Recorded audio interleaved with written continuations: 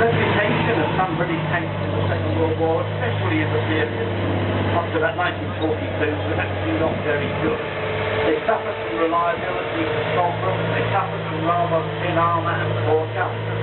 In fact, there was a period from the end of the fighting in Tunisia in 1943 through to D-Day, when, as far as I can find out, no British tank regiments were operating British tanks at all.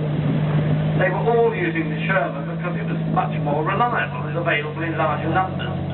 However, early in 1945, we brought out a new tank called the Comet, and that's what you're looking at there now, the Comet, which proved to be one of our best and most reliable tanks. It's also rather short-lived. The war in Europe was over by the summer of 1945, and a newer tank was already coming along to replace Comet. But in its day, this was the tank to go Tiger hunting again.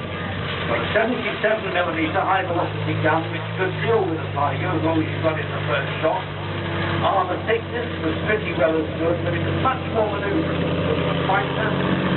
Even though it's got thick armour, it's powered actually by a Rolls-Royce 12-cylinder, a V12 engine, petrol engine, known as the Meteor. The Rolls-Royce Meteor is actually a detuned version of the famous Merlin, which is the engine you find under the bonnet of a Spitfire, or a Hurricane, or all of them in a Lancaster comes that. So it's a well-tried and tested engine, developing about 600 horsepower in a tank like this. So the old Comet, when it had to, could really get a move on.